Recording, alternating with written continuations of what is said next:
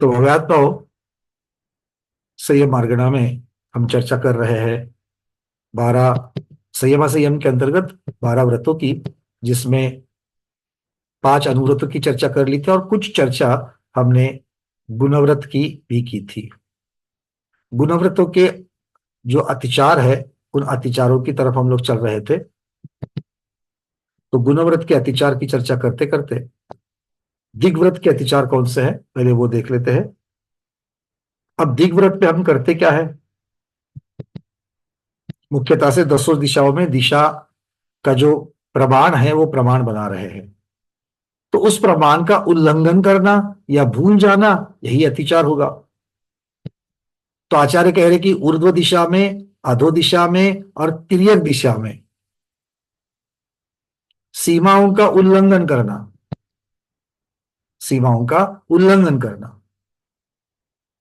तो 10 दिशाओं का अतिचार जो है वो 3 में आ गया। ऊर्ध्व अतिक्रम, ऊर्ध्व व्यतिक्रम, अधो व्यतिक्रम, तिर्यक व्यतिक्रम। आ रही बातें समझ में? 10 दिशाओं का उल्लंघन करना। फिर एक क्षेत्र वृद्धि, अर्थात पहले जो निर्धारित क्षेत्र है उस क्षेत्र को बढ़ा देना, उस क्षेत्र को बढ़ा देना। ऐसा क्यों? आचार्य कहते हैं कि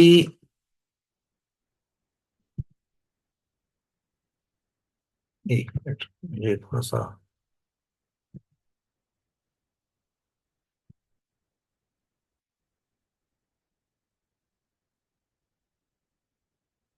इनको कैसे जानेंगे, इन जो सीमाओं का उल्लंघन है उसको कैसे जानेंगे? जैसे मान लो किसी ने नियम किया है कि मैं 15,000 फुट के ऊपर तक नहीं जाऊंगा, ऊर्ध्व दिशा का, ठीक है, और वो हवाई जहाज से यात्रा कर रहा है। तो क्या होगा? हवाई जहाज तो 39,000 फीट तक ऊपर चढ़ती है, तो फिर आप 15,000 फुट को तो क्रॉस करके चले गए, तो वो व्यतिक्रम हो जाएगा। इसी प्रकार नीचे उतरने का नियम है, इतने इतने फीट तक जाऊंगा, और उसके नीचे कहीं कुएं में, खान में, खदान में उतरना पड़ जाए, इसी प्रकार से बाकी 8 दिशाओं में भी कर देना। फिर कहते हैं कि क्षेत्र वृद्धि। क्षेत्र वृद्धि मतलब जो आपने मर्यादाएं करी है, एक दिशा में मर्यादा कम और दूसरी दिशा में मर्यादा ज्यादा। ऐसा क्यों? जैसे मान लो कि पश्चिम दिशा में 700 मील इतना किया है, तो वहां पर व्यापार का एक अच्छा केंद्र खुल गया है, वहां से माल लाएंगे तो अच्छा मुनाफा होगा। कहा? पश्चिम दिशा में 700 मील पर। और पूर्व दिशा में ऐसा कोई विशेष कोई लाभप्रद स्थान नहीं है, इसलिए पूर्व की दिशा की मर्यादा कम कर ली, मान लो 200 मील ही रखी, और पश्चिम में तो 700 मील रख दी। क्यों? क्योंकि वहां पर हमें व्यापार आदि चीजों के लिए जाना पड़ता है, इसलिए वहां तक रख दी। तो ये कम ज्यादा, अगर क्षेत्र की मर्यादा करना, ये भी अतिचार है। अगर आपको 700 मील पश्चिम में रखना है, सब जगह पर 700 रख देना, मतलब पूर्व में भी 700, क्योंकि उसके पीछे की जो भावना आपकी है कि ये मुझे छूट रखनी है, मुझे यहां पर जाना पड़ेगा क्योंकि उसमें मेरी लालसा है। क्यों लालसा है? वहां से उद्योग के लिए लगने वाले परचेस अच्छे भाव में मुझे वहां पर माल मिल जाता है, इसलिए मैं वहां जाना चाहता हूं। तो इस तरीके से नहीं चलेगा। फिर मतलब प्रतिज्ञा पालन करने का जो मूल उद्देश्य है वो क्या है? लोभ को कम करना, आरंभ को कम करना। और यहां पर आपने तो उस लोभ के वश से एक दिशा में ज्यादा मर्यादा रख दी, छूट रख दी, तो ये गलत हो जाएगा, ये आचार्य भगवान यहां पर कह रहे हैं। दूसरा, विस्मरण हो जाना। जितनी मर्यादा रखी है वो बुद्धि की मंदता होती है, कभी संदेह होता है, याद नहीं आता है, अरे 6-7 वर्ष पहले की थी, पता नहीं कितना रखा था, 700 रखा था कि 750 रखा था। तो ये प्रमाण जो है वो प्रमाण को भूल जाना, ये विस्मरण नाम का अतिचार हो जाएगा। उसके आगे इसी को उमास्वामी महाराज ने तत्वार्थ सूत्र में स्मृत्यंतराधान नाम का अतिचार कहा गया है। मतलब एक स्मृति की जगह पर दूसरी स्मृति बता देना, इस प्रकार से विस्मरण नाम का अतिचार यह माना गया है। क्लियर है दिग्व्रत के बारे में? चलिए। हाँ, पूर्व निर्धारित का अर्थ होता है पहले से जिसका डिसीजन किया है, पहले से जिसका डिसीजन किया है। कि मान लो आपने जब दिग्व्रत ले लिया, मान लो आज आपने दिग्व्रत ले लिया 2024 में, और 5-6 वर्ष के बाद में आपको बॉर्डर तक पहुंच गए, मतलब आप उस दिशा में तो चले गए, बट आपको याद नहीं आ रहा है कि मैंने कितना रखा था। मान लो यहां से हमारे अरविंद जी ने रख दिया 7,000 किलोमीटर, ठीक है, और वो यूरोप की टूर पर निकल गए। अब यूरोप की टूर पर जब जा रहे हैं, तो जहां पर वो गए थे जर्मनी आदि में, मान लो कि वो 7,000 किलोमीटर के अंदर बैठ रहा है, और वहां जाने के बाद हो गया कि नहीं, हम यहां से थोड़ा सा और आगे स्पेन वगैरह में भी जाएंगे जो और पश्चिम दिशा में है। किंतु अब वहां से और 150 किलोमीटर आगे है वो, मान लो। तो याद नहीं आ रहा है कि मैंने 700 किलोमीटर, 750 किलोमीटर की मर्यादा की थी, या 800, 850 की थी, भूल गए। तो ये विस्मरण नाम हो जाएगा। क्लियर हो रहा है कि अब मैं जहां जाना चाहता हूं वो मेरी मर्यादा के अंदर है या नहीं है, इस प्रकार का विस्मरण हो जाना, ये बात यहां पर कह रहे हैं। इस उदाहरण की अपेक्षा से आप चाहिए तो पूछ सकते हैं अरविंद जी। हाँ, वरना भी इसमें ये जो क्षेत्र वृद्धि जो है इसमें लोभवश पूर्व निर्धारित, मतलब एक डिसीजन में 500 किलोमीटर का। एक मिनट, एक मिनट, अभी मैंने जो बताया वो विस्मरण नाम का बताया। हाँ वो समझ गया, लेकिन मैं क्षेत्र क्षेत्र वृद्धि में वृद्धि क्या की है? बात कर रहा हूँ। क्षेत्र वृद्धि में आपने एक जगह पर 200 रखा, तो आपने 200 ही रखने की आपकी अपेक्षा है, किंतु आप 200 से छोड़ करके आप एक दिशा में 500 रख सकते हो, ऐसी कोई बात नहीं है। पश्चिम में आप 500 रख सकते हो, बट अगर वो रखने के पीछे लोभ है, तो फिर गड़बड़ है, तो फिर अतिचार है। नहीं, लेकिन इसमें ऐसा लिखा है कि लोभवश पूर्व निर्धारित क्षेत्र को बढ़ाना। पूर्व निर्धारित मतलब मैंने 500 का डिसीजन लिया लिया है, लेकिन बराबर, और वहां कुछ लोभ है तो मैं 700 किलोमीटर जाता हूँ और वो अतिचार करता हूँ, इसका अर्थ ये हुआ ना। ये बात भी उसके अंदर सम्मिलित हो जाएगी कि वो हाँ जी, हाँ जी। पहले, मतलब वो अतिचार, वो तो पहले वाले में आ गया। पहले में हम्म। क्या था कि तिर्यक दिशा का व्यतिक्रम करना, मतलब मैंने 700 की है और अब मैं 750 या 800 तक चला जा रहा हूं, वो तो हम्म। उल्लंघन ही किया है। हम्म। तो क्षेत्र वृद्धि एक है क्षेत्र के बाहर चले जाना, उल्लंघन करना, और हम्म। दूसरा कम ज्यादा क्षेत्र रखना। ये दो चीजें हैं इसमें। और तीसरा भूल ही जाना। इसको हाँ। अलग अलग तरीके से। ठीक है। बढ़िया। चलिए नीरज जी, आपका कुछ है इसके ऊपर, मतलब इसी से संबंधित, क्योंकि हम लोगों ने डिसाइड किया कि प्रश्नोत्तर बाद में करेंगे। अगर इसी से संबंधित कुछ है तो पूछिए। वरना भैया, जैसे अधो और उर्ध्व दिशा का प्रमाण नहीं किया हो तो फिर क्या करना चाहिए? नहीं, ऊर्ध्व और अधो दिशा का प्रमाण किए बिना दिग्वृत बनेगा ही नहीं। तो दसों दिशाओं के अंदर ये उर्ध्व और अधो दिशा का भी प्रमाण करना पड़ेगा। दसों दिशा उसके बिना बनती नहीं है, क्योंकि चार मुख्य दिशा और चार विदिशा है। ये तिर्यक दिशा हो गई, 8 दिशा, जी जी। और ऊर्ध्व और अधो मिला करके 10 दिशा हो नहीं, जाएगी। तो वो तो किलोमीटर किलोमीटर के अंदर किया गया है, तो किलोमीटर को फिर फुट में कंबाइंड करना पड़ेगा। आप इसी यूनिट तरह से कौन तो सा एक रखते हो उसके कोई मतलब नहीं है। अगर अच्छा आपने अच्छा। यूनिट मान लो किलोमीटर में रखा है, तो माइल्स में हम्म, कन्वर्ट करना है, फीट में कन्वर्ट करना है, कन्वर्ट करो। बट एग्जैक्ट कन्वर्ट करके वो आपका प्रमाण बन जाएगा। वो कोई प्रॉब्लम नहीं। जी जी। वो कोई, ठीक है। वरना भैया। हाँ, अगर किया है मान लो कि 1,000 फुट, तो 1,000 माइल नहीं कह सकते, 1,000 किलोमीटर नहीं कह सकते। उसको कन्वर्ट करके जितना किलोमीटर आएगा, जितना माइल्स आएगा, वो आप ले ले सकते हैं। ठीक है, चलिए। तो इस प्रकार से ये दिग्व्रत की बात हो गई। अब चलते हैं अनर्थ दंडवृत्त। तो अनर्थ दंड में क्या है? जो जो चीजें उन्होंने कही थी अनंत दंड त्याग व्रत में, क्या क्या कहा था? बिना काम का पाप का उपदेश नहीं करना, बिना कारण या कोई भी कारण हो तो भी हिंसक उपकरणों का आदान प्रदान नहीं करना। अब बहुत लोग इस पे पूछते हैं, हिंसक उपकरणों में माचिस भी आती है, माचिस की तीली। तो एक ने पूछा, भैया हम तो मंदिर में बैठे थे और दीपक तो हमने जला दिया, अपने घर से लेकर के जाते हैं माचिस को, और बाजू वाले ने मान लिया, मांग लिया कि हमें अपना दीपक जलाने के लिए माचिस दे दीजिए। तो फिर क्या वो हिंसक दान हुआ? हमारे नियम में कोई अतिचार लगा क्या? तो हमने उनको पूछा, अगर उनको कल घी कम पड़ जाए दीपक के लिए, तो आप देंगे कि नहीं देंगे? देंगे।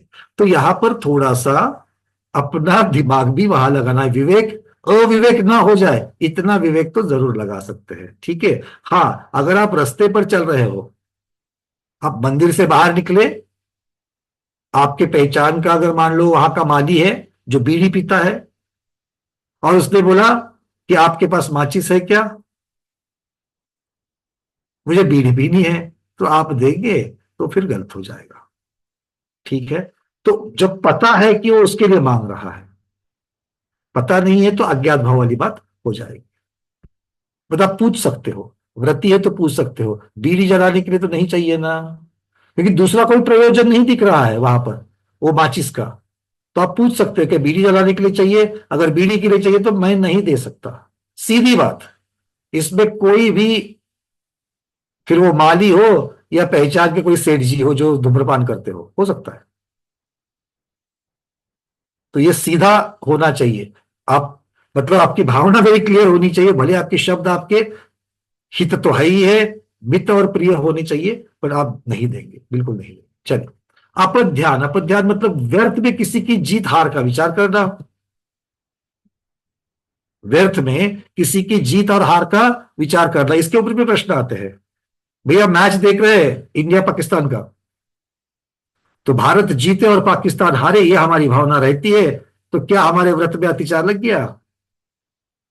नहीं भाई, यहां पर आपका अतिचार नहीं है, क्योंकि आपको आपके देश के बारे में, आपके संघ के बारे में सोचना, आपके धर्म के बारे में सोचना, अपने परिवार के बारे में सोचना, ये वहां पर हार जीत वाली जो चीज है उसके, इस चीज से तो नहीं है, क्योंकि ये आपका गृहस्थ की अपेक्षा से होने वाली क्रिया है।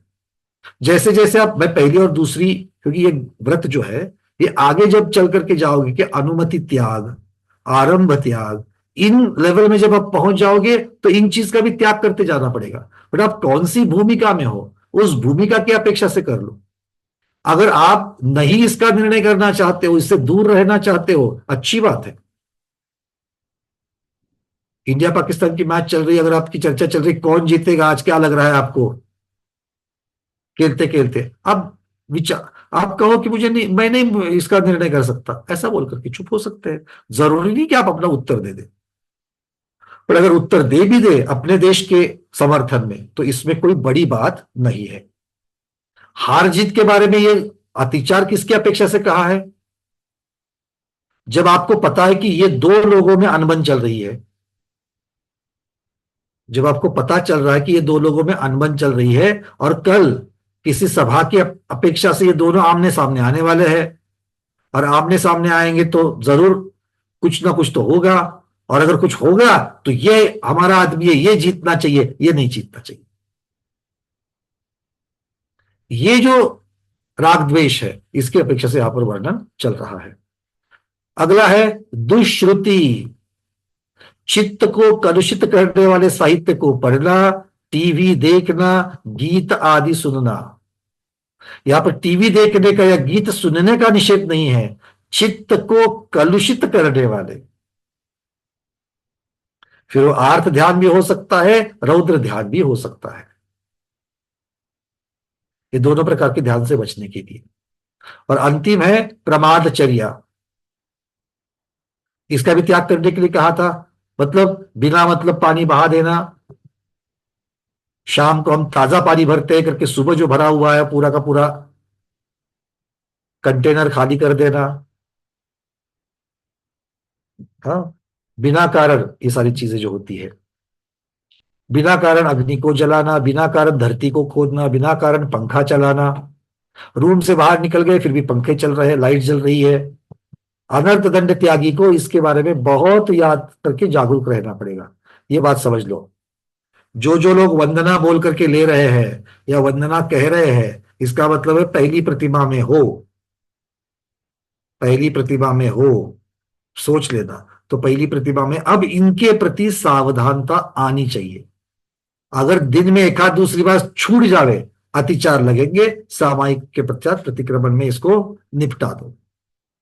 बड़ी बात नहीं है, बट बात है। अब इसके बारे में सोचना जरूरी है।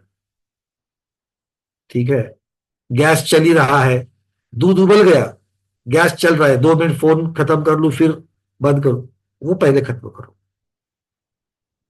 इस तरीके से आपको देखना है। वनस्पति को तोड़ना आदि, जैसे मैं वनस्पतियों की बात करता हूं सबसे पहले गार्डनिंग के बारे में, अपने घर के गैलरी में रखे हुए कुछ पौधों के बारे में लोग प्रश्न पूछना चालू कर देते हैं। सबके लिए उत्तर एक ही है, अपनी अपनी भूमिका के अनुसार आपको देखना है। अनिवार्य है तो कीजिए, अनिवार्य नहीं है तो मत कीजिए। अनिवार्य नहीं है तो मत कीजिए। अगर मान लो कोई कोठी में रहता है, बंगलों में रहता है, और घर के प्रांगण में अच्छा कुछ बगीचा वगैरह बनाया हुआ है, और बच्चे उसको रखना चाहते हैं, तो बोलो आप उसको संभालना। अब मैंने व्रत ले लिया, अब मैं इसको नहीं संभालूंगा। इसको खाद डालना है, इसको ठीक करना है, क्या करना है क्या नहीं करना है, ये अब आपकी जिम्मेदारी। ये तो कर ही सकते हैं। ठीक है, इस प्रकार से जरूर बोलना चाहिए। वस्त्र आदि के धागे निकालना, नीरज जी बहुत लंबी लिस्ट है इसकी, बिना कारण करने वालों की। ठीक है, तो इन सबसे बचना चाहिए। ठीक है, चलिए। अब अनंत दंड त्याग व्रत के अतिचार में क्या क्या आ जाएगा, वो तो त्याग करना था आपको। अब नहीं करे तो क्या क्या अतिचार है, वो देख लेना पहले। कंदर्प नाम का पहला अतिचार है, हंसी मजाक से युक्त अशिष्ट वचन कहना। हंसते हंसते मजाक मजाक में टॉन्ट मारना, किसी को अपमानित कर देना, और किसी किसी के लिए आदत लग जाती है इस प्रकार से बोलने की। इनसे व्रति को बचना चाहिए। कौतकुच, हंसी मजाक के साथ साथ शरीर की भी कुचेष्टा करना, मतलब हाथ वगैरह उठा उठा करके बात करके जो दूसरों को अपमानित करना किया जाता है। ऐसा जब करोगे तो एक आध चीज अच्छी बनी है ये भी बता सकते हो। बहुत चारा है, शब्दों के साथ साथ में हाथ से भी हो गया। शारीरिक चेष्टा, समझ में आ रही बात, वचनों के साथ में शारीरिक चेष्टा। मौखर्य, अधिक बकबक करना, बिना कारण बकबक बोलना, बिना कारण, ये तो सबसे पहले सोचना चाहिए, व्रत हुई या ना हो। अगर जरूरत है तो ही मुंह खोलो भाई।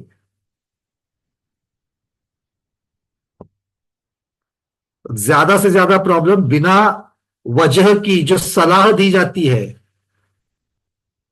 बिना जरूरत की सलाह जहां पर दी जाती है, फिर कोई भी हो, अगली पीढ़ी को दी जावे, अपने परिवार में दी जाए, अपने बराबर के दोस्तों में दी जाए, वो अति अति का सर्वत्र वर्जयेत, सब ठिकाने सब जगह पर उसका वर्ज करना चाहिए, उसका रोकना चाहिए, प्रोहिबिशन करना चाहिए उसको। तो जहां पर पूछा जाए, अब आप सीनियर हो, अब आप ऐसी एक्सपीरियंस्ड स्किल्ड अवस्था में बैठे हो कि आपके पास में काफी ज्यादा जानकारी है, आपको अनुभव है, आपको पूछे जाने पर ही आप बताइए। हाँ, सामने वाले को खुद होकर के बताने के पश्चात कोई तकलीफ नहीं होती है, वो एक्सपेक्ट करते हैं कि आप उनको करेक्ट करें। अगर इस भावना से सामने वाला है तो उसको बताइए, उसमें कोई प्रॉब्लम नहीं है। किंतु अदरवाइज बिना कारण करना, उसकी यहां पर तो सीधी सीधी बात है, बकबक करना मतलब बिना कारण, उस बकबक का कोई फायदा नहीं होगा, ना हितकारी है, ना प्रिय है, और ना ही मित है। चलिए, अगला है अति प्रसाधन, भोगोपभोग की सामग्री का आवश्यकता से अधिक संग्रह कर लेना। बहुत सारी चीजों का अति संग्रह जो करना है, वो अति संग्रह भोग और उपभोग दोनों की बातें बता रहे हैं। भोजन तो भोग में आता है, वस्त्र उपभोग में आते हैं। तो आवश्यकता से अधिक भोजन की सामग्री भी बहुत जमा करके रख देंगे ना, तो उसके संरक्षण के लिए बहुत सारी चीजें करनी पड़ती है, जिसमें हिंसा हो सकती है, तो इसलिए उससे बचना चाहिए। और अंतिम है असमीक्षाधिकरण, प्रयोजनहीन अधिक प्रवृत्ति करना, बिना कारण अधिक प्रवृत्ति। प्रवृत्तियां कौन कौन सी होती है, मन की प्रवृत्ति, वचन की प्रवृत्ति, काय की प्रवृत्ति। तो बोलने की बात तो हो गई, काय की भी बात हो गई। बिना कारण हर रोज जितना चलना चाहिए, जितना शरीर को आवश्यकता है उतना चले, सुन करके अरे वो 5 किलोमीटर चलता है, मैं भी 5 किलोमीटर चलूंगा, ऐसे अधिक किए हुए कार्य आपके सेहत के लिए भी हानिकारक हो सकते हैं। और सबसे महत्वपूर्ण बात, बिना कारण का चिंतन करने की जरूरत नहीं है। किसकी, सांसारिक चीजों का चिंतन बिना कारण करने की जरूरत नहीं है। अब इसके ऊपर आप अपना चिंतन लगा करके क्या क्या छोड़ना, क्या क्या नहीं छोड़ना, आपको आपके परिवार को किसकी जरूरत है, आप लोग इसको सोच सकते हो। अब बहुत महत्वपूर्ण चीज आ रही है, भोगोपभोग परिमाण व्रत। भोगोपभोग परिमाणवत। भोग होता है एक बार सेवन योग्य, भोज्य योग्य, और उपभोग मतलब बार बार में जो प्रयोग में आते हैं वो। तो भोगोपभोग परिमाण व्रत किस प्रकार ले सकते हैं आप लोग, किस प्रकार से लेना चाहिए, इसके बारे में कहते हैं कि मधु मास मद्य, तीन मकार तो आप जानते हो, किंतु मक्खन का भी आजीवन त्याग करना चाहिए।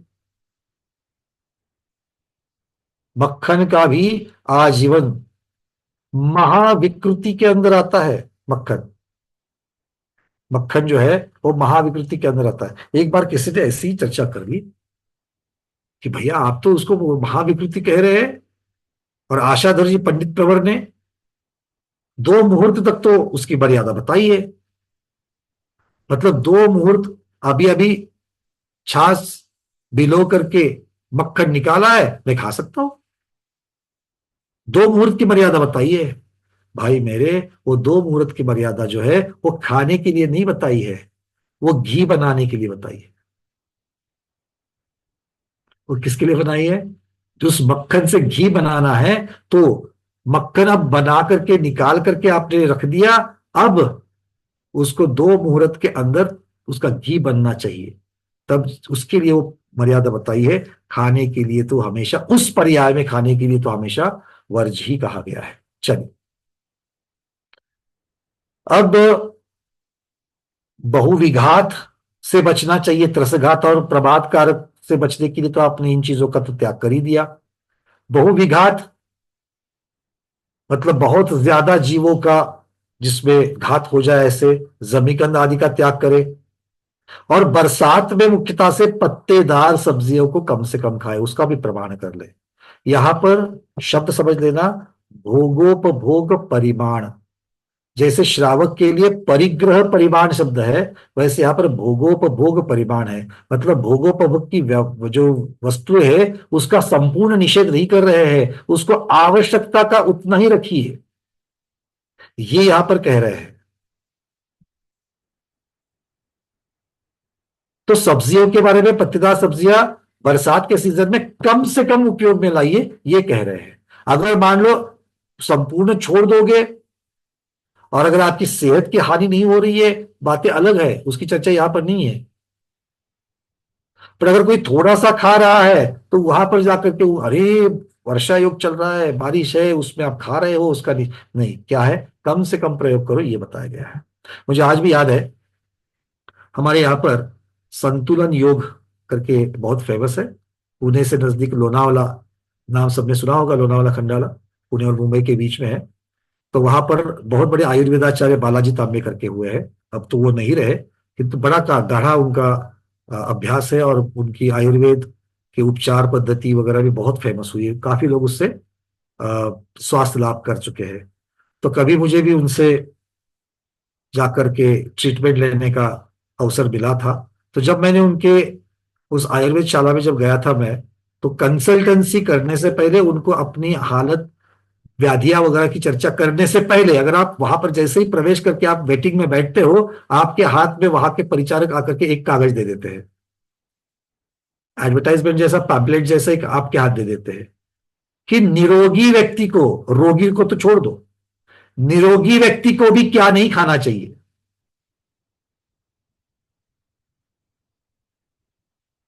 उसमें फिर पत्ता गोभी भी था, फूल गोभी भी था, मतलब जो उत्तर भारत में उसको गोभी ही कहते हैं, पत्ता भाई पराठे वगैरह पे बहुत सारी जगह पर यूज होता है वो। तो पत्ता गोभी जिसे कैबेज कहते हैं, और कॉलीफ्लावर फ्लावर जिसे गोभी कहते हैं, फूल गोभी कहते हैं, तो ये दोनों के बारे में उन्होंने कहा था। ऐसे बहुत सारी लिस्ट थी उसमें। क्यों? क्योंकि जो फर्टिलाइज अंगूर, अंगूर का भी निषेध किया है उन्होंने उसमें, कि उसके ऊपर इतने फर्टिलाइजर्स मारे रहते हैं, कीड़ा नहीं हो जाए इसलिए, कि वो खाने की जगह पर उसको छोड़ना अच्छा है। अंगूर के फल खा करके आपको जितनी सेहत मिलने वाली थी, उससे ज्यादा हानिकारक उस, क्योंकि आप कितना भी धोइए, गर्म पानी से धोइए, तो भी वो जाते नहीं, क्योंकि वो जो ऊपर का जो छिलका रहता है अंगूर का, वहां से भी वो परकोलेट करके अंदर जाते हैं, अंदर के गूदे में जाकर के समाहित हुए, उसको कैसे निकालोगे?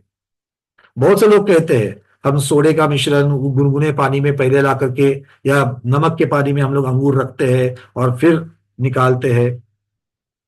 आप कितना भी करके उसको जब अंगूर निकाल करके सुखाओगे सुखाओगे मतलब उसके ऊपर का पानी जब पूरा निकल जाएगा तो भी आपको उसका एक्सट्रैक्ट व्हाइट कलर के उसके ऊपर जो दाग है वो अभी भी दिखते रहते हैं। वो वही है। वो तो ऊपर से दिखने वाली चीज, अंदर जितने समा गए पता नहीं कितने समा गए। तो खैर वो वहां का एक बता दिया था। आगम की परिप्रेक्ष्य में बातें नहीं कर रहा हूं मैं, वहां पर जो उन्होंने आयुर्वेद की अपेक्षा से बताया था और आज के देखो बहुत सारी चीजें होती है। आज के लिए ग्लूटेन के बारे में चल रहा है तो उसके ऊपर भी उल्टी चिल्टी बहुत चर्चाएं चलती है। डॉक्टर्स ने बता दिया ये आपके लिए हानिकारक है, इसमें ग्लूटेन ज्यादा है। मैं इसका किसी का भी मैं यहाँ पर एडवर्टाइजमेंट नहीं कर रहा हूं और ना ही किसी का निषेध कर रहा हूं, बट एक विचारधारा को मैं ले रहा हूं। तो सामने वाले ने बोल दिया हमारे बाप ज्यादा 7 पीढ़ियां 7 पुश्तों से लेकर के रोटी खाते आए हैं जिसमें गेहूं बनता है, गेहूं से बनी वाली रोटी खाते हैं। हमारे दादाजी परदाजी क्या पिताजी से 80 85 उस प्रकार से उन्होंने बोल दिया कि इतने तक उनको तो इस गेहूं से कभी कुछ प्रॉब्लम नहीं हुआ, आप हमारे पीछे क्यों पड़ेगी, गेहूं मत खाओ, गेहूं को कम करो। भाई ये आप जो कह रहे हो सामान्य कथन की अपेक्षा से लॉजिकल लगता है, तर्क वाला लगता है। पर अगर हम आज के गेहूं को और दादाजी के समय के गेहूं को अगर हम लोग कंपेयर करके देखें, मुझे याद है बचपन में दादी जी हमारी कहती थी कि एक समय भारत में अनाज की बड़ी प्रॉब्लम हुई थी और तब गेहूं अमेरिका से आयात हुआ था।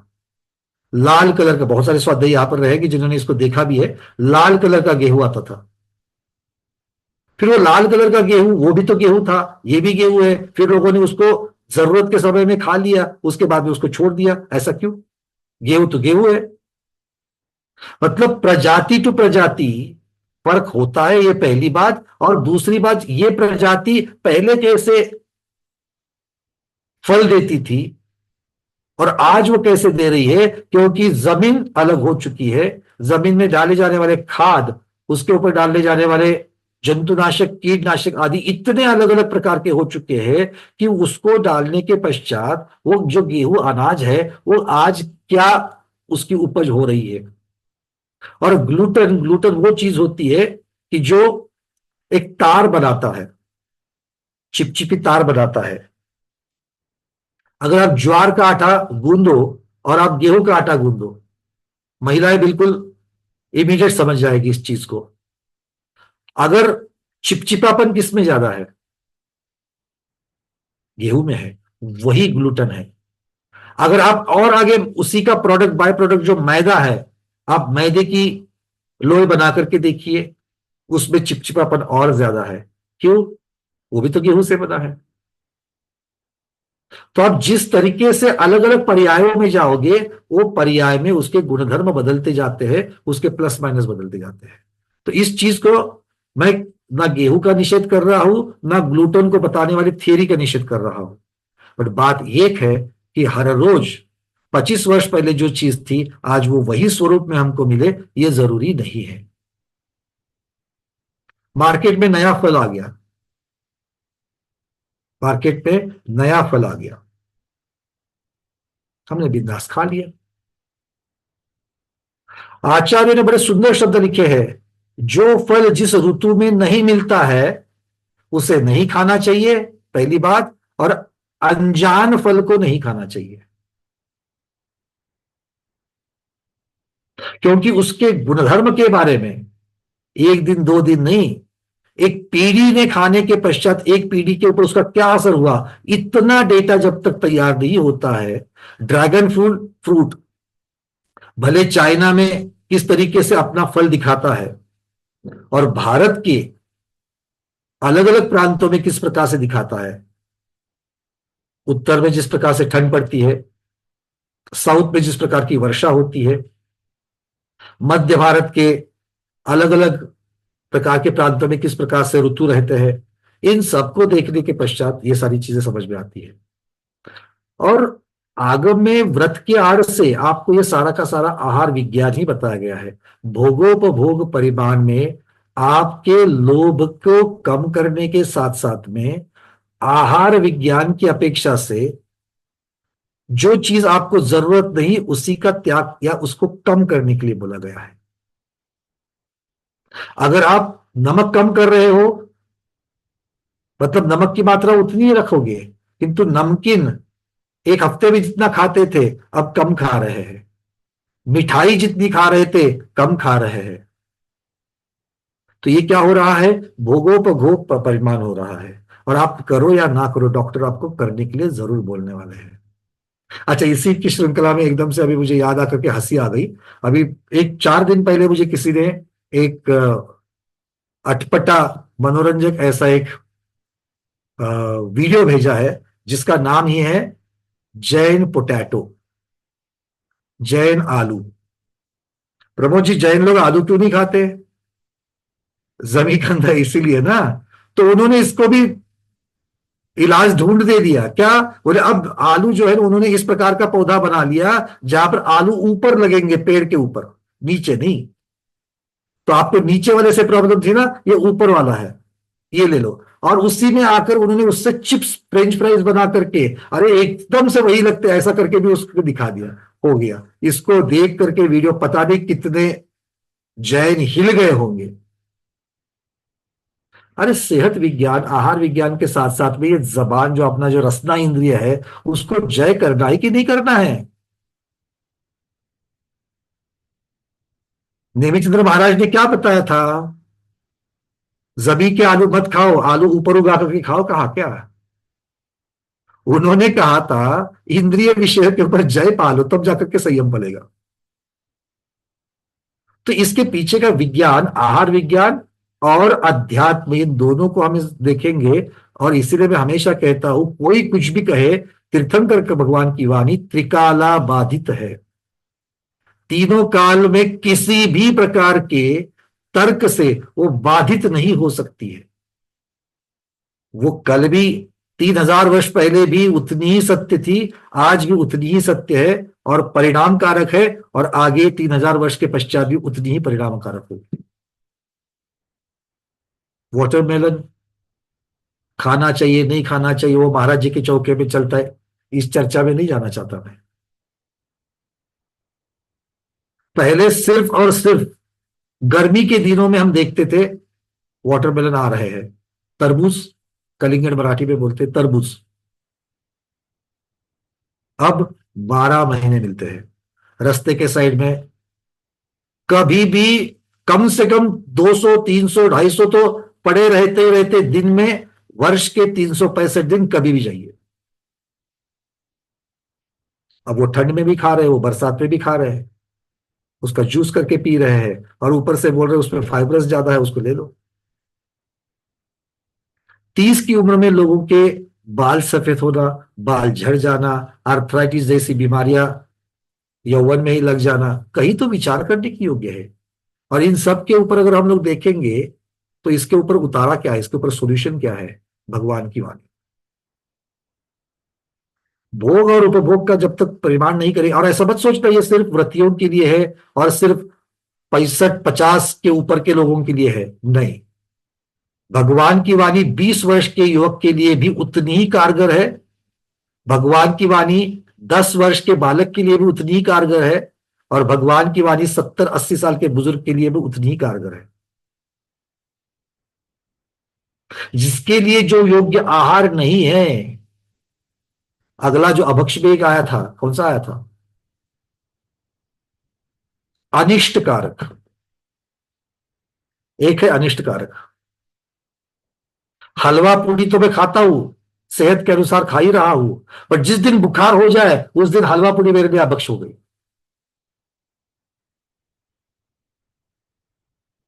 गर्मी में ठंडा जूस पीता हूं, ठंडा गन्ने का जूस बिना फर्क का ठंडा आजकल वो नए मशीन आ गए हैं, वो स्टील के उसको बॉर्डर रहती है, आपने देखा कि नहीं गन्ने के जूस निकालने का? पहले तो दो चरक के बीच में, गियर के बीच में से जाने वाले, उसके अंदर से पिस करके वो बेचारा गन्ने का रस निकलता था, है ना। सब लोग उसके ऊपर मक्खियां बैठती है, पता नहीं, फिर बहुत सारे लोगों ने उसको अनहाइजीनिक करके छोड़ दिया। आप जो कहोगे उसके ऊपर से बिल्कुल नया मार्केट प्रोडक्ट पे आ जाता है।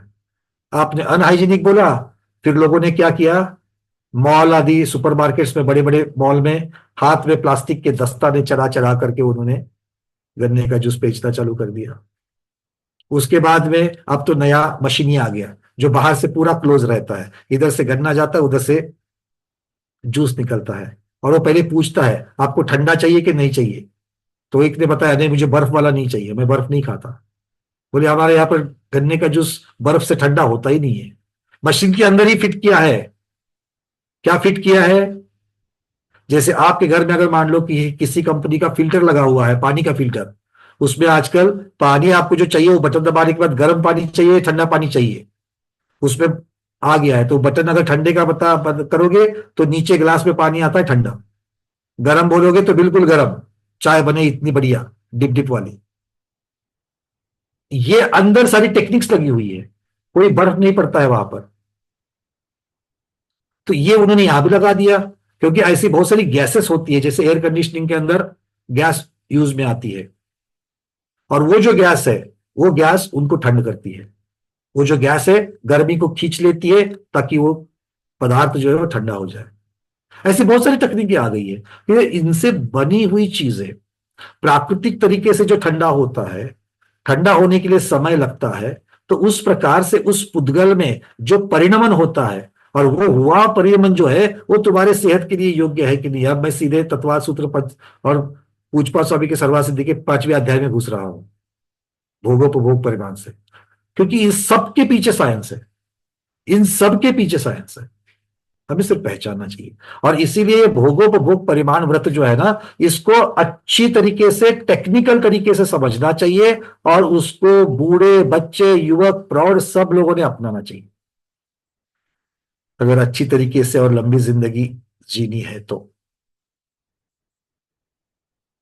कई आइटम्स में आलू का पाउडर भी मिक्स होता है। अरे आलू का नहीं, ऑनियन का पाउडर भी हो जाता है सॉसेस में वगैरह, तो बहुत सारी चीजें रहती है। और आजकल तो इतने मार्केट में व्यापारी शाणे हो गए हैं, सयाने हो गए हैं कि वो सीधे सीधे आलू की पाउडर या ऑनियन पाउडर नहीं लिखते, उसको कोई उसका जो साइंटिफिक नेम है वो वहां लिख देते हैं। हो गई बात। अरे इसमें आलू नहीं है इंग्रेडिएंट में, हमने पल लिया इसमें कोई भी ऑनियन नहीं है, और हमारे जैन बांधु बिंदास लेकर के आ जाते हैं। खैर, तो भोगोपभोग परिमाण सबसे उसके ऊपर उत्तर एक ही है। अपनी जो ये चटोर जबान है ना, जो हमेशा अलग अलग प्रकार की चीजों को खाने के लिए मांगती है, उसको वश में करना चाहिए। भोगोपभोग परिमाण वही है। आप प्रतिदिन के नियम भी ले सकते हो। बहुत बार इसके ऊपर चर्चा होती है कि भैया मेरे अनुव्रत नहीं तो क्या मैं कुछ भी नहीं कर सकता? अरे बहुत कुछ कर सकते हो, जिसके आपके कर्मों की निर्जरा होगी। क्योंकि संयमित जीवन जीने की शुरुआत नियम लेने से ही हो जाती है। क्या क्या नियम कर सकते हो आप लोग भोगोपभोग परिमाण के अंदर? आज दिन में मैं इतनी बार भोजन करूंगा। मैंने 3 बार भोजन करना है, 3 बार भोजन करो, पर 2 भोजन के बीच में कुछ नहीं खाऊंगा। इतना भी नहीं कर सकते। जिसको आते जाते डिब्बों में हाथ डालने की आदत पड़ गई है, कुछ नहीं तो गुड़ ही ले लेंगे, चना ले लेंगे, मूंगफली ले लेंगे, फिर मुंह में कुछ तो डालेंगे ही डालेंगे। ये जिसको आदत लग चुकी है भैया सुधर जाओ। डॉक्टर और डॉक्टर्स के बाद में परिवार वाले डंडा हाथ में लेकर के आपके मुंह से छीनने वाले हैं, ये पक्का है। तो उसके पहले हम ही सुधर जाए। नीरज जी कुछ कह रहे हैं, रुको। क्या कह रहे हो नीरज जी, 1 मिनट।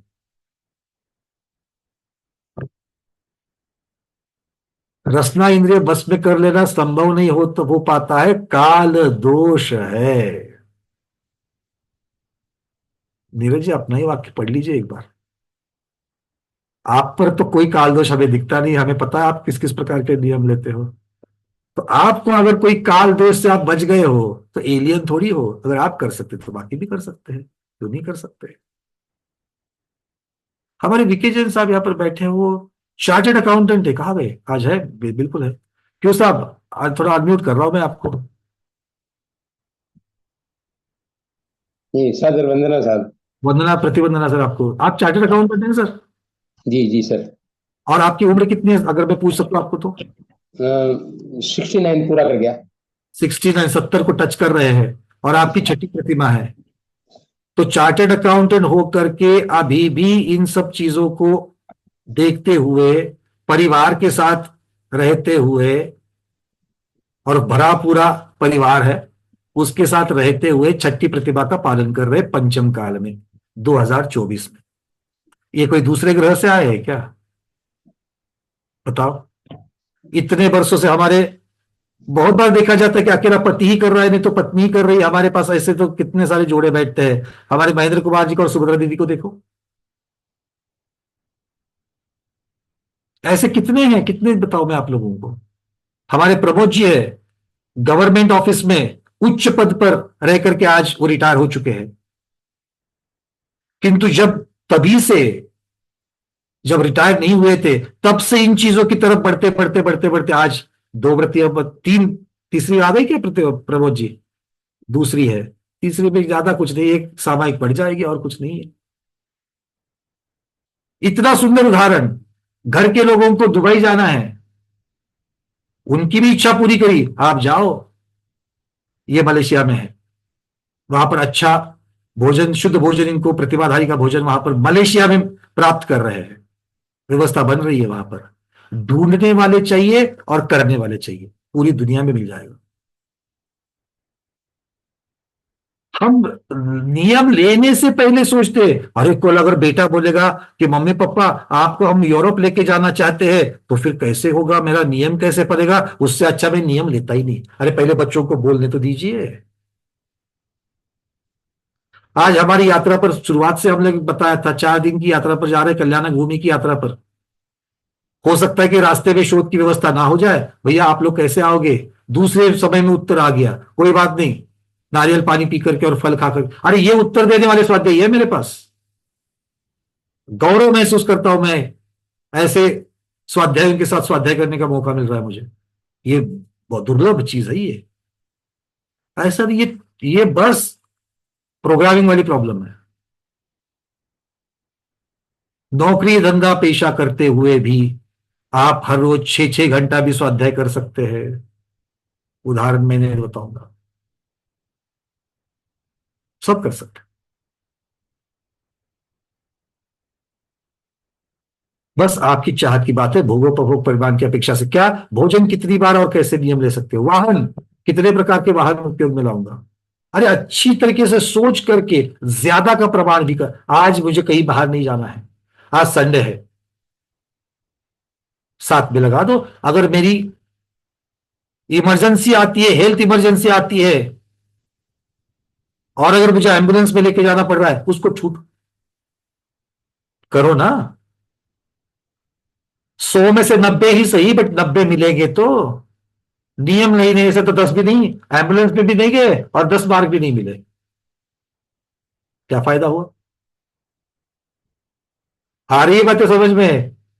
आपके नहीं, मेरे, मैं मुझे बता रहा हूं। मेरी छठी प्रतिभा नहीं है, ना ही मेरी तीसरी है। आप पति पत्नी के अनुव्रत जरूर है। संबोधन आपके लिए नहीं, मैं खुद को कर रहा हूं। कितनी देर सोओगे, कितनी बार स्नान करोगे? आप बोलोगे स्नान का भी होता है क्या, दिन में एक ही बार तो स्नान करते ही ज्यादातर लोग। अरे नहीं भाई, किसी किसी को आदत रहती है। अरे 2 बार नहाते नहीं तब तक तो फ्रेश ही नहीं लगता है भैया, क्या करें? हाँ, वो फ्रेश लगने वाली आदत ना दिमाग की है, शरीर की नहीं है। तो दिमाग को थोड़ा सा सुधार लो बस। सुधारना दिमाग को ही है और सुधारना शरीर को ही है, और तीसरे किसी को नहीं करना है। प्रसाधन की सामग्री,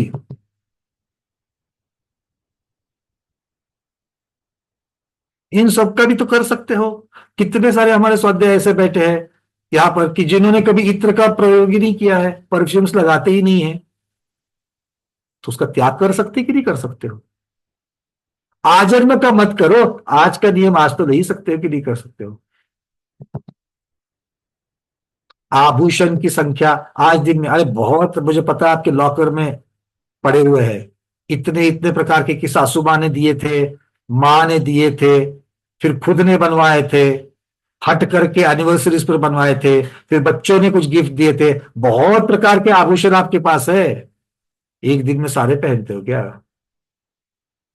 एक दिन में सारे पहनते हो तो कर लो ना। शुरुआत अष्टमी चौदस के दिन तो कर सकते हो कि नहीं कर सकते हो? चलो अंगूठी नहीं निकल पाती है, मंगलसूत्र नहीं निकलना चाहते हो, दो चीजों को छोड़ करके बाकी के तो, और कुछ बैंगल्स वगैरह रहती है, जितनी है उसमें से एक तो कम करके देखो। और नियम करके नहीं, उसके अंदर का जो ममत्व भाव है उसको निकाल करके देखना है। बहुत लंबी चर्चा चलेगी, आप लोग बहुत सयाने हो, और मुझे पता है कि नहीं तो इस समय तो अभी काफी है, नहीं तो उठ करके चले जाओगे। ठीक है ना, तो ज्यादा खींचता नहीं है इसको। हाँ, यहाँ पर ये भी लिखा गया है पीडीएफ में, बड़े भरे हुए मन से लिखा है कि टीवी देखने का भी नियम कर सकते हो, कम ज्यादा। मतलब टीवी देखना इतनी बार ही देखेंगे, इतना ही देखेंगे। ठीक है ना। एक ने बोला भैया मेरा 2 ही बार टीवी देखने का नियम है। क्या बोला? मेरा 2 ही बार टीवी देखने का नियम है। तो मैं अचानक ही तो थोड़ी पहुंच गया, तो बोला ठीक है, कितने 2 बार ही देखते हो, किंतु एक बार भी कितनी बार देखते हो?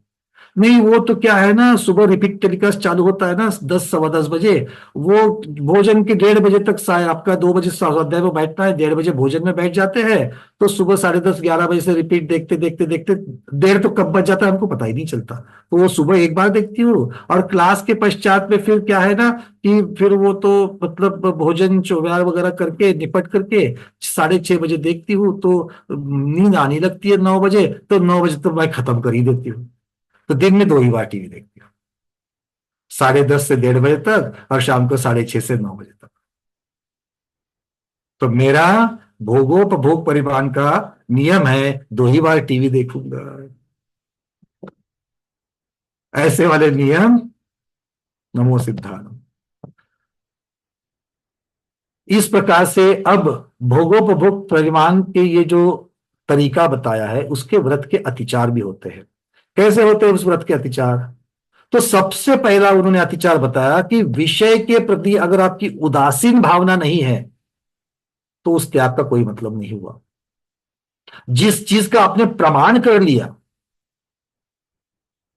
उसके प्रति अगर आप उदासीन नहीं होगे, मतलब आप भाई ठीक है आज मैं 2 ही बार भोजन करूंगा, 2 ही बार भोजन करूंगा, और बीच में 50 बार अगर मन में ये आता है अरे हर रोज तो खाता था, आज नहीं खाना है, आज नियम है, 2 बज गए, 3 बज गए, शाम के भोजन के तक कुछ नहीं खाना है, कुछ नहीं, दिमाग में वही चल रहा है।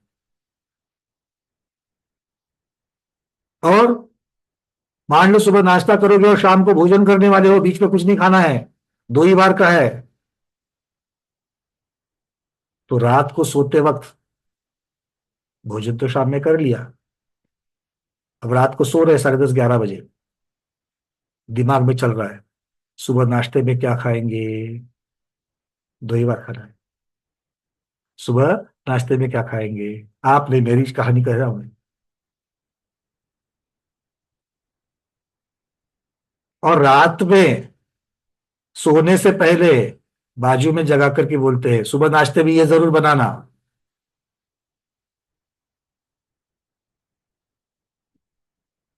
ये क्या हो जाएगी, ये अत्याचार में आएगा। दूसरा है अनुस्मृति, पूर्व में भोगे हुए विषय की निरंतर स्मृति बने रहना, भूलते ही नहीं है, भूलते ही नहीं है जो भोग की है उसके। मैं खाने पीने की चीजों में ज्यादा कह रहा हूं, याद रहती है। अब उदाहरण आप लगा लो, जो व्यंजन अच्छे लगते हैं वो स्मृति में आते ही आते हैं। अति लौल्य, आगामी विषयों के प्रति अत्याधिक लोलुपता, जैसा अभी मैं कहा सुबह के नाश्ते की चर्चा रात में 10:30 बजे कर रहे हैं। अति तृषा, भावी विषयों के प्रति तीव्र गद्धता, तृष्णा का भाव, तब लोलुपता, तृष्णा का भाव, ग्रद्धता, ये जो सारी चीजें हैं इनके बीच में थोड़ा थोड़ा थोड़ा सा अंतर है। रत्नाकर शावकाचार्य में जब हम डिटेल्स में चलेंगे तब इसके ऊपर बात करूंगा।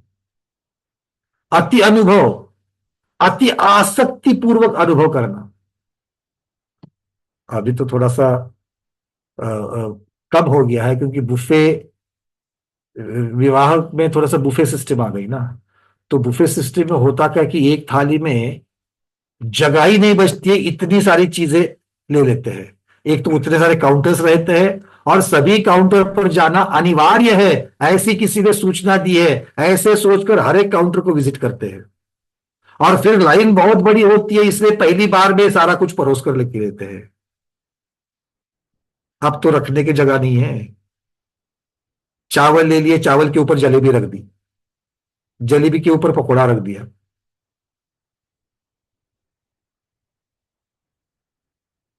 ऐसा लेकर के बैठ गए। तो ये गृद्धता। उसके बाद में पहले जिस तरीके से पंक्ति बोलते हैं ना, पंक्ति मतलब ऐसे बैठ करके पहले भोजन होते थे, ब्याही भोजन बोलते हैं हमारे इधर, पंगत में बैठ करके खाना खाने का। उसमें अगर रबड़ी अगर कोई बनावे, कढ़ी बनावे, तो उसको जिस तरीके से, मराठी में तो ऐसे ऐसे सभी भाषा में रहेंगे, साहित्य मैंने थोड़ा मराठी का ज्यादा पढ़ा हुआ है, मराठी में बोलते भुरका मारना। कड़ी हो, आमटी हो, जो लिक्विड्स रहते हैं, उसको जिस गद्दता से भोजन करना, अति आसक्ति से भोजन करना, इसके लिए मुझे ये उदाहरण याद आ रहे हैं। तो ये सारी चीजें हमारे भोगोपभोग परिमाण के व्रत के लिए अतिचार है, ये हमें यहां पर समझना चाहिए। अभक्षों की चर्चा हमने पहले करी है, रत्नाकर शावकाचार में और भी आएंगे। मुख्यतः से 5 प्रकार के अभक्ष की चर्चा, क्योंकि जब भोगोपभोग परिमाण की बात करते हो तो एक अभक्ष की चर्चा होती होती है। त्रसघात कारक जैसे बड़, पीपल, पाकर, उमर, कटुबर, ये 5 प्रकार के उदंबर फल जो होते हैं वो, 3 प्रकार के मकार आदि जो है, भुना हुआ अन्न, अमर्यादित भोजन त्रसघात कारक है। इसमें से जो अमर्यादित भोजन, ये जो लेबल है ना अमर्यादित भोजन, वो बहुत महत्वपूर्ण है।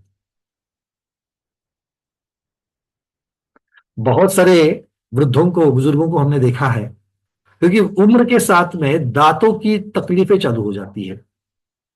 और जब दांत निकाल करके, जब नकली दांत, क्या बोलते हैं आप लोग हिंदी में उसको, मराठी में कवड़ी बोलते हैं, हिंदी में क्या बोलते हैं? हिंदी में भी कवड़ी बोलते हैं। शोभा अजमेरा दीदी क्या बोलते हैं हिंदी में? बत्तीसी। अच्छा, बत्तीसी। सब जगह बत्तीसी बोलते हैं क्या? हमें लगा वो तो साहित्यिक अलंकारिक शब्द होगा। बच्चा बत्तीसी बोलते हैं, तो वो 32 लगी हुई है। और उसमें बहुत लोगों की प्रॉब्लम क्या होती है ना, उससे शक्ति नहीं मिलती है चबाने के लिए, क्योंकि अगर वो ठीक से फिट नहीं हुई है तो दांतों में उतनी शक्ति नहीं रहती चबाने की जो ओरिजिनल दांतों में होती है। फिर होता क्या है, जो ताजी ताजी चपाती रोटी रहती है, अगर वो बनाने के बाद 2-2.5 घंटे के बाद में अगर आप भोजन कर रहे हो तो वो ठंडी हो जाती है, और वो उसको फिर तोड़ करके खाना और चबाना थोड़ा मुश्किल होता है। नहीं नहीं, मेरे दांत अभी भी ठीक है, कोई प्रॉब्लम नहीं, अनुभव नहीं बता रहा हूं मैं।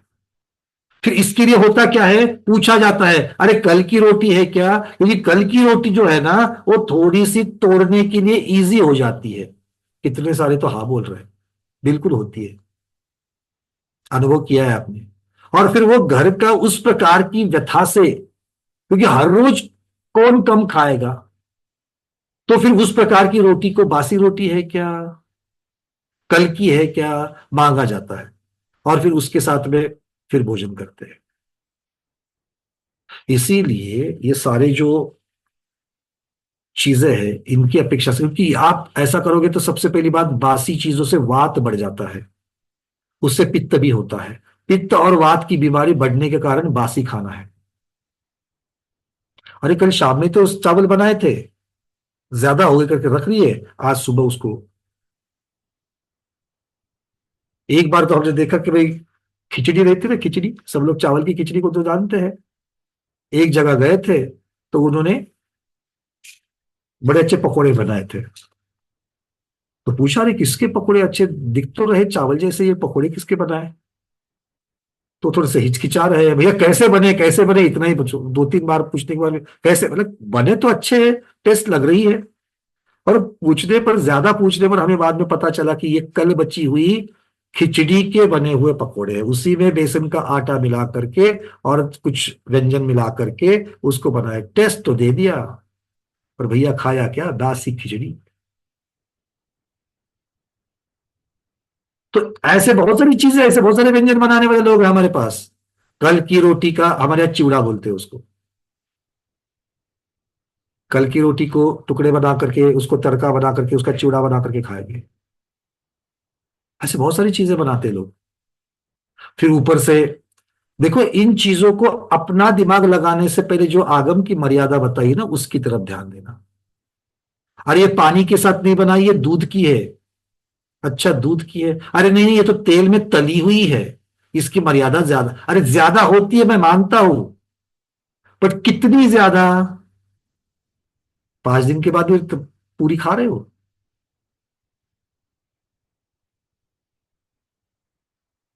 हर कोई सोच रहा है, और इस पर सोचना, ये चिंतन करना ही मेरा आज का चर्चा का विषय था। क्योंकि इन सब चीजों को छोड़ना इतना जल्दी बड़ा मुश्किल लगता है। हर एक की अपनी अपनी व्यथाएं, अपनी अपनी मजबूरियां हैं, किंतु इसको सोच करके हमें डे बाय डे इन चीजों की तरफ ध्यान देना चाहिए। और जिन्होंने अनुव्रत लिए हैं, जो पहली प्रतिमा में है, उनके लिए तो इनका सातिचार, भले अतिचार के से पालना जरूरी है। पंचानुव्रत, दिग्व्रत, देशव्रत, अनर्थ दंड, यहां तक की बातें आराम से चलती है, क्योंकि उस प्रकार का जीवन हमने अपना दिया है। क्योंकि इसके आगे भोगोपभोग परिमाण नाम का जो व्रत है वो बड़ा महत्वपूर्ण है, और वो परीक्षा देखने वाला है। तो उसकी, और आगे वाली प्रतिमाएं भी जिन्होंने धारण की है, भले वो दिन में 3 बार सामायिक करते होंगे, मर्यादा का खाते होंगे, क्योंकि आगे वो जो निरतिचार शब्द जो लगा है ना, वो इसीलिए है क्योंकि चीजों की मर्यादा हो गई। शोध का भोजन बनाने के पहले यही तो बात आ गई कि कोई भी उठ करके कोई भी चीज को अपने ही मुंह में कहीं से भी ना ठूसे।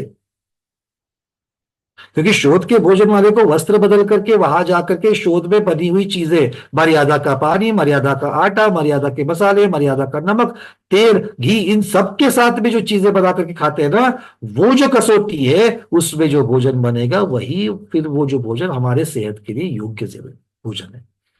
और इसीलिए इस प्रकार की कड़ी परीक्षा है, कड़ी मेहनत वहां पर रखी गई है। पहले लोगों को मेहनत नहीं लगती थी, परीक्षा नहीं लगती थी, क्योंकि पूरा का पूरा परिवार ही उस प्रकार का भोजन करता था। अब नहीं रहा, तो इसीलिए ये सारी चीजें हमें कठिन लगती है। प्रमाद वर्गक, शराब, गांजा, भांग, तंबाकू, इसकी भी चर्चा हमने करी। बहुघात धारक, गीली अदरक, मूली। अब इसमें कुछ फूल भी आते हैं, जैसे जमीकंद, आलू प्याज वगैरह तो ठीक है, मक्खन आदि ठीक है। केवड़े का फूल, नीम का फूल। आप बोलोगे फूल कौन भक्षण करता है? नहीं है, ऐसे बहुत सारे फूल है जिनकी सब्जी बनती है। आप कोस्टल एरिया में चले जाओ ना, तो वहां पर बहुत सारे फूलों की सब्जियां बनती है।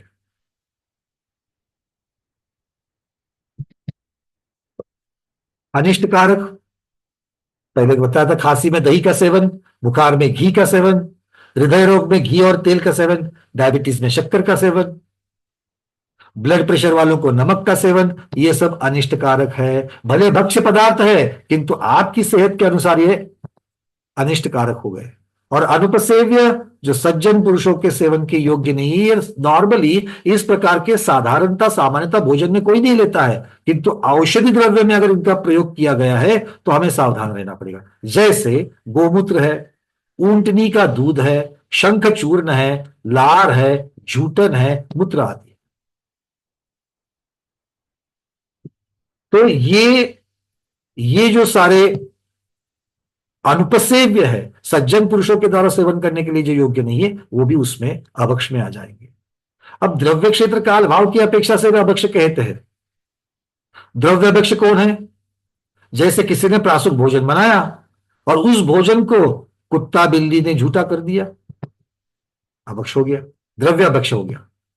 क्षेत्र अभक्ष, अपवित्र स्थान पर बैठकर भोजन करना क्षेत्र अभक्ष है। भोजन बनाना या भोजन करना अपवित्र जगह पर बैठ करके। काल अभक्ष, काल की अपेक्षा तो स्पष्ट है, मर्यादा के बाहर का पदार्थ अभक्ष है। और भाव अभक्ष, भोजन करते समय अगर किसी चीज का स्मरण आ जाए, कैसी चीज का? मांस, रुधिर, मदिरा या जिस चीज को आपने त्याग किया है उसका स्मरण भी आ जाए तो भोजन अभक्ष, भाव अभक्ष हो जाता है। ये बहुत बड़ी बात है, ये कसौटी वाली बात है। ये मुनिराज आदि जो है वो गृहस्थ की अपेक्षा से बताया है। तो ये 4 प्रकार के अभक्ष कहे गए हैं। फिर आता है चलित रस। लाठी संहिता में बड़ी सुंदर व्याख्या इसकी करी है। चलित रस, चलित रस मतलब जिसका ओरिजिनल प्राकृतिक स्वाद, रस, वर्ण और गंध बिगड़ गए हैं, वो चलित रस है। ऐसे पदार्थ को भी नहीं खाना चाहिए। जो, अब इसके ऊपर सब लोग मालूम है मैं क्या कहने वाला हूं। जो फलों के रस होते हैं, जो पेल कर आदि निकाले जाते हैं, वो प्रासुक पहले से ही हो गए। प्रासुक पद्धति बताई गई है, क्योंकि किसी भी फल को बिलोए बिना उसका और पेले बिना उसका रस नहीं निकलता है, पीसे बिना। तो पहले से प्रासुक हो चुका है। अब उसको वापस गर्म करने की जरूरत नहीं है। गर्म जल को किया जाता है, रस को नहीं। और वो गर्म इस प्रकार से अगर हो जाएगा जिससे उसके रूप रस गंध वर्ण में अगर चलायमानता आ जाएगी तो वो अभक्ष हो जाते हैं। इसको समझना चाहिए। कहते हैं पंच उदुम्बर का त्यागी है, तो क्या सिर्फ उन 5 उदुम्बर फलों का ही त्याग करना चाहिए? आचार्य कहते नहीं, उनकी फैमिली से, उस परिवार से, उस प्रकार के कोई अज्ञात फल हो या जाने हुए फल हो किंतु उस प्रकार के हैं तो उनका भी त्याग करना चाहिए। अब बहुत बड़ा एक गहन प्रश्न उठता है, दही भक्ष है कि अभक्ष है? दूध भक्ष है कि अभक्ष है? बहुत सारी चीजें हैं।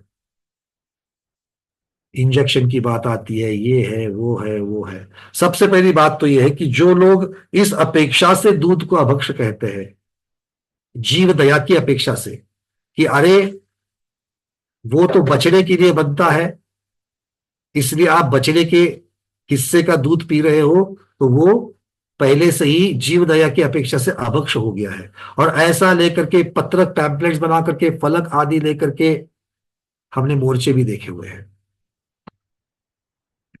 भाई जीव दया की अपेक्षा अगर विचार किया जाए तो इस संसार में जीव दया का सबसे ज्यादा विचार करने वाला जीव कौन है संसार में? पूरे जीव दया का बाकियों से ज्यादा विचार करने वाला जीव तीर्थंकर से बड़ा कोई हो सकता है? जीव दया, तीर्थंकर सबसे ज्यादा सोचते हैं जीव दया के बारे में। कब सोचते हैं? अब सोचने की प्रक्रिया तो छद्मस्त अवस्था में होगी, केवली अवस्था में तो होगी नहीं। और छद्मस्त अवस्था में भी जब तक दीक्षा नहीं लेते तब तक सोचने की जरूरत नहीं है, क्योंकि सारी सामग्रियां स्वर्ग से आ रही है। तो जब दीक्षा लेंगे और यहां पर मध्यलोक के लोगों के द्वारा बना हुआ भोजन लेने की बात चलेगी, तभी तो इस सब चीज की दूध लेना चाहिए कि नहीं लेना चाहिए आदि चर्चा हो जाएगी, है ना। तो ऐसे तीर्थंकर भगवंतों ने, जो जीव दया के सागर है, सर्वथा ज्यादा से ज्यादा उसका विचार करते हैं, जिन्होंने दीक्षा लेने तक स्वर्ग की सामग्री का ही आस्वाद लिया है, वो दीक्षा लेने के बाद में जो प्रथम आहार करते हैं उसमें 24 में के वर्तमान के 23 तीर्थंकरों ने दूध से बनी हुई खीर का आहार लिया है। 24 में से 23 तीर्थंकरों ने। तो जीवदया के सागर, जन्म से मतिश्रुत अवधि ज्ञान के धारक, दीक्षा लेने के पश्चात मनःपर्यय ज्ञान के धारक, नियम से उसी भाव से मोक्ष जाने वाले, धर्म तीर्थ का प्रवर्तन करके लाखों करोड़ों लोगों को मोक्ष मार्ग बतलाने वाले तीर्थंकर अपने प्रथम आहार में दूध से बनी हुई खीर लेंगे क्या? इसके ऊपर चिंतन करो। और इसके आगे फिर भी अगर आपको इस चीज के ऊपर चर्चा करने की अगर आपको विचार होवे तो भैया एक बार अपना सम्यक तो जरूर देख लेना। चर्चा करने की भी अगर आपको विचार होवे इस बात पर कि दूध जीवदया की अपेक्षा से भक्ष्य क्या भक्ष्य, क्योंकि इससे बड़ा प्रमाण कोई जिनवानी में भी नहीं है। इससे बड़ा प्रमाण जो प्रैक्टिकल प्रमाण है इसलिए सोचना चाहिए। खैर, आगम में दूध की मर्यादा सबको पता है कि अंतर्मुहूर्त में धोने के पश्चात उसको उबाल लेना चाहिए। प्रश्न उठता है दही के बारे में। तो दही भक्ष्य है क्या अभक्ष्य है? तो हमने कुछ ग्रंथों को खंगाल करके यहां पर आपके लिए रेडीमेड इंफॉर्मेशन लाई है, जो हमने पीडीएफ में भी रखी है। अमितगति श्रावकाचार, सागार धर्मामृत और चारित्र पाहुड़, उसकी टीका। वहां लिखा है आचार्यों ने कि मर्यादित दूध जो उबाल लिया गया अंतर्मुहूर्त में, ऐसे दूध की मर्यादा 24 घंटे है। इस 24 घंटे की मर्यादा के अंदर चांदी का सिक्का, बादाम, खड़ी लाल मिर्च, आमचूर आदि डाल करके दही को जमाया जाता है। ऐसे दही में बैक्टीरिया नहीं होते। ये दही भक्ष्य है। कब तक? 48 घंटे तक। कब तक है? 48 घंटे तक वो दही। इस देखो, दो प्रकार से दही जमता है। दूध से दही जमने की प्रक्रिया दो प्रकार से होती है। एक जैविक होती है, दूसरी रासायनिक होती है। जैविक वाला जो आप जामन डाला जाता है सामान्यता से, उसको तो बैक्टीरिया होते हैं, उसकी तो चर्चा ही नहीं, वो अभक्ष्य ही है। किंतु जो रासायनिक प्रक्रिया, जैसे ये चांदी का सिक्का हो, जैसे कि बादाम हो, जैसे कि खड़ी मिर्च हो आदि, जो डाल करके किया गया है, यह रासायनिक प्रक्रिया है। और इस रासायनिक प्रक्रिया से कुछ समय तक, कितने? 48 घंटे तक उसमें बैक्टीरिया उत्पन्न नहीं होते, उसके बाद में होते हैं। तो इसीलिए ऐसे दही को 48 घंटे के अंदर की मर्यादा में लेना चाहिए। वो भी आगे कहा गया है, दही को सेवन करने से पूर्व थोड़ा सा मथ करके प्रयोग में लाना चाहिए। मथने से उसको प्रासुक बनाने की प्रक्रिया हो जाती है। तो ऐसे दूध से बने हुए दही, और दही जो यहां पर भक्षता की अपेक्षा से कहा गया है, यह दही प्रासुक होता है। अष्टपाहुड़ के टीकाकार आचार्य भगवान श्रुतसागर सूरी महाराज ने चारित्र पाहुड़ की टीका में द्विदल अभक्ष किसे कहा है, प्रश्न उठा। तो वहां लिखा, पिछली बार भी हम लोगों ने आपको तो गाथा प्रमाण दिखाया था कि आमरस शब्द लगा दिया, अपक्व। मूल गाथा में आमरस शब्द आता है। आमगोरस मतलब दूध जो कच्चा है। आम शब्द का अर्थ होता है कच्चा। तो कच्चे दूध से जो बना हुआ, उसी के साथ ये सारी चीजें बनती है। इस प्रकार यहां पर ये भोगोपभोग परिमाण जो है, उनकी चर्चा यहां पर की जाती है। आगे चल करके दर्शन प्रतिभा के स्वरूप में भोगोपभोग परिमाण का जब विचार चलता है, तब आचार्य भगवान कहते हैं, इसकी चर्चा हम आगे दिखाएंगे आपको, क्या कहते हैं, चित्रों के द्वारा भी, कि दार्शनिक, पहली प्रतिमाधारी जो श्रावक है उसे दार्शनिक कहा जाता है। वो मूली, नाली, लहसुन, तुम्बी फल, कुसुम्ब की शाख, तरबूज, सूरन आदि सभी कंदों का त्याग करे। ग्रंथ प्रमाण के साथ में इसके ऊपर हम चर्चा करेंगे। जहां पर जो लिखा है वो हम आपको दिखा रहे हैं। ना किसी चीज का निषेध है, ना किसी चीज को बढ़ावा है। जहां पर जो आया है वो दिया है। अलग अलग ग्रंथों में अलग अलग चीजें मिलती है, आप उस प्रकार से उसको फॉलो कर सकते हैं। ठीक है। नाली, मूली को तो सब समझते हैं। जो मूली उत्तर भारत में खाई जाती है, दक्षिण भारत में भी खाई जाती है, सब्जी आदि बना करके खाती है, पराठे बना करके खाते हैं अलग अलग तरीके से। मृणाल नाली अर्थात जो कमल की डंडी होती है, वो कमल की डंडी के भी बहुत सारे व्यंजन बनते हैं। उसकी सब्जी बनती है, तल करके उसके अब अलग अलग चीजें उससे बनती है। और एक बात को याद रखना, वीगन रेस्टोरेंट जहां पर होते हैं, उन वीगन रेस्टोरेंट्स जो पाश्चिमात्य संस्कृति में होते हैं, उन वीगन रेस्टोरेंट्स में इस चीज का बहुत उपयोग होता है। तो दार्शनिक श्रावक है तो वहां पर जावे तो सिर्फ वीगन चीजें है करके खाने से पहले एक बार देख ले। फिर लहसुन है, तुम्बी फल। तुम्बी एक प्रकार की लौकी होती है, बट वो लौकी जो नॉर्मल होती है अलग होती है। तुम्बी फल का हमने चित्र भी लगा करके लाया है, उसको देखेंगे तो समझ में आएगा। कुसुम की शाख, शाख मतलब पत्ते होते हैं। सूरज और कंद तो सभी जानते हैं। और कुछ फूलों का भी त्याग करना है, जैसे अरणी, वरुण, सोहजना, करीर, कांचनार। इन 5 प्रकार के फूलों का त्याग। फूलों का मतलब फूल खाने का त्याग। इनके भी हमने इंटरनेट से निकाल करके कुछ फोटोग्राफ्स आपको लिए दिखाएंगे, किंतु अब नहीं, अगली क्लास में जहां पर प्रतिभाओं का वर्णन चलेगा तब करेंगे। आज इतना ही रखते, समय हमारा पूर्ण हो चुका है। तो हम आज गुणव्रत की चर्चा यहाँ पर पूर्ण करते हैं। इसके आगे शिक्षाव्रतों की चर्चा शुरू हो जाएगी, किंतु शिक्षाव्रत के बारे में हम चर्चा करेंगे अगली क्लास में, जो होगी शाश्वत तीर्थराज अयोध्या महातीर्थ से साक्षात सरस्वती स्वरूपा गुरु माँ ज्ञानवती माता जी के चरणों में बैठ करके। आज के स्वाध्याय में इतना ही। आज के स्वाध्याय को गुरुओं के श्री चरणों में बारंबार नमोस्तु वंदामि इच्छाकार करते हुए यहीं पर समापन करते हैं। जैनम जयतु शासनम, जैनम जयतु शासनम, जैनम जयतु शासनम।